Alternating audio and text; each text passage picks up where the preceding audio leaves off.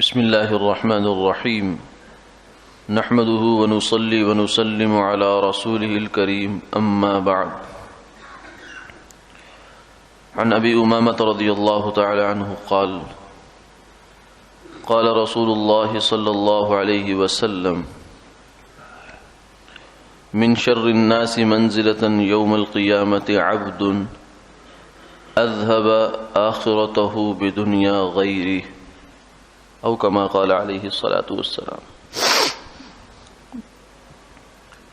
حضرت ابو امامہ رضی اللہ تعالی عنہ سے مروی ہے کہ رسول اللہ صلی اللہ علیہ وسلم نے یہ ارشاد فرمایا کہ قیامت والے دن مرتبے کے اعتبار سے بہت برا ہوگا وہ آدمی جس نے دوسرے کی دنیا کے لیے اپنی آخرت تباہ کی۔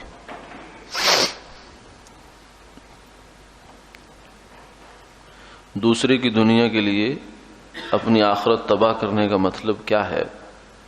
ایک مطلب تو بہت واضح ہے، ایک صورت اس کی وہ یہ ہے کہ بیوی ہے، بچے ہیں یا لوگ ہیں اور رشتہ دار عزیز وہ تقاضا کر رہے ہیں کہ ہمیں فلاں چیز چاہیے، فلاں ہمیں خواہش پوری کریں ہماری، فلاں اسکول میں ہمیں جو ہے وہ داخلہ دلوائیں، فلاں گاڑی ہمیں چاہیے، فلاں محلے میں ہمیں مکان چاہیے۔ اب جو میاں ہے، جو انسان ہے، وہ اس کی جو حلال ذرائع آمدن ہیں وہ تو پورے ہوتے نہیں ہیں اتنے سے، اس میں تو مشکل سے جو ہے وہ کچن پورا ہو رہا ہے اور زندگی کا پہیہ بس چل رہا ہے۔ اب یہ اس مطالبے پر، اس زور پر حرام کی طرف ہاتھ بڑھاتا ہے، چاہے وہ رشوت کی صورت میں ہے، چاہے وہ سود کی صورت میں ہے، چاہے وہ جوئے کی صورت میں ہے، چاہے وہ ظلم کی صورت میں ہے، کسی صورت میں بھی حرام کی طرف ہاتھ بڑھایا ہے دوسروں کے مطالبے پورے کرنے کے لیے۔ تو اب اس کا نتیجہ کیا نکلا کہ مزے تو کیے دوسروں نے اور جہنم میں یہ جائے گا، حساب کتاب اس کو دینا پڑے گا۔ بعد میں اولاد جو ہے، ایسی اولاد جس کو انسان نے حرام کھلایا ہو وہ آدمی کی نافرمان بھی ہو جاتی ہے، دنیا میں فرما بردار نہیں رہتی، کیونکہ ان کے اندر حرام گیا ہوا ہے۔ حلال کے اپنے اثرات ہیں، حرام کے اپنے اثرات ہیں، اور جو اولاد دنیا میں نافرمان ہے تو مرنے کے بعد اس کے لیے ہاتھ اٹھا کے دعا کیوں کرے گی اور اسے ایصال ثواب کا اہتمام کیوں کرے گی؟ اس لیے بیچارہ خسرت دنیا والآخرہ، آخرت بھی اس کی تباہ ہوئی اور دنیا بھی تباہ ہو گئی۔ اس لیے کسی کی دنیا بنانے کے لیے اپنی آخرت برباد نہیں کرنی چاہیے انسان کو۔ اس معاملے میں اس حد تک آدمی کو خود غرض ہو جانا چاہیے کہ مجھے اپنی آخرت میں، اپنی قبر میں جواب داری کرنی ہے۔ اللہ کے ہاں یہ مجھ سے سوال ہونا ہے کہ اتنا مال کہاں سے کمایا، کہاں خرچ کیا، تو میں تمہارے مطالبے پورے کرنے کے لیے اپنی آخرت داؤ پہ نہیں لگا سکتا۔ سیدنا عمر بن عبدالعزیز رحمہ اللہ تعالی، بہت عالی شان قسم کی زندگی تھی، مگر جب اللہ نے توفیق بخشی تو وہ سارا مال اسباب صدقہ کیا اور سادگی کی زندگی پر آ گئے۔ جب فوت ہونے کے قریب پہنچے تو ان کے جو سالے ہیں، یعنی بچوں کے ماموں، انہوں نے آ کر کہا کہ آپ نے کیا کیا؟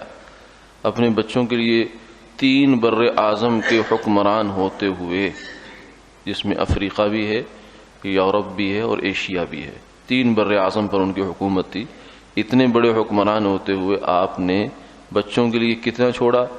20 یا 25 دینار ہیں، 12 کے قریب بچے ہیں، تو ان کی قسمت میں جو ہے 2 دینار بھی نہیں آتے ترکے میں۔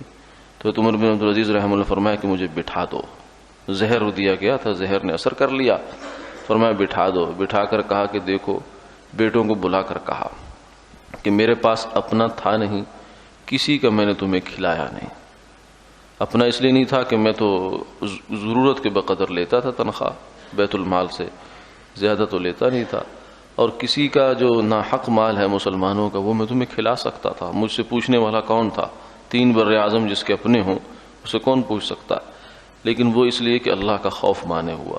تو میں نے تمہیں تقوی کی تعلیم دے دی ہے، اب اللہ تمہیں، اگر تم تقوی کے ساتھ زندگی گزارو گے تو اللہ تمہیں ضائع نہیں کریں گے، لیکن اگر تم تقوی والی زندگی نہیں گزارو گے تو مجھے اس کی کوئی پرواہ نہیں کہ تمہارے ساتھ کیا ہو جائے۔ یعنی اولاد کے ساتھ جو محبت ہے وہ بھی اسی صورت میں ہے جب ان کی آخرت بن جائے، اپنی آخرت بن جائے. اپنی آخرت برباد کر کے اولاد کی محبت، بیوی کی محبت، رشتہ داروں کی محبت، یہ تو دھوکہ ہے، اپنے ساتھ ظلم ہے جو انسان اس راستے سے، اس طریقے سے انسان کرتا ہے. تو یہ کسی کی آخرت، کسی کی دنیا بنانے کے لیے اپنی آخرت برباد نہیں کرنی چاہیے. اسی طریقے سے کچھ لوگ جو ہیں وہ کہتے ہیں کہ ہم پبلک کی خدمت کرنے جا رہے ہیں، سوشل سروسز ہم کر رہے ہیں اور ویلفیئر جو ہے نا وہ خدمات ہم فراہم کر رہے ہیں، اور اس کے نتیجے میں خود ہاتھ مارتے ہیں بڑے بڑے، اس میں ظلم کرتے ہیں، اس میں سب چیزیں کرتے ہیں، اور لوگوں اور خیال یہ ہوتا ہے کہ ہم عوام کی خدمت کر رہے ہیں. چلو عوام کی خدمت تو دنیا کی ہو گئی، سوال تو یہ کہ تمہاری قبر پہ کیا ہوا، تمہاری قبر پہ کتنا بوجھ بن گیا اور کتنے لوگوں کے حقوق تم نے قیامت والے دن دینے ہیں. 1 درہم کے بدلے 700 مقبول نمازیں ہیں، ورنہ ان کی گناہ تمہارے اوپر لادے جائیں گے. کبھی اس کو بھی سوچنا چاہیے کہ دوسرے کی دنیا بناتے بناتے اپنی آخرت داؤ پہ نہ لگائے انسان. اللہ تعالیٰ سمجھ عطا فرمائے.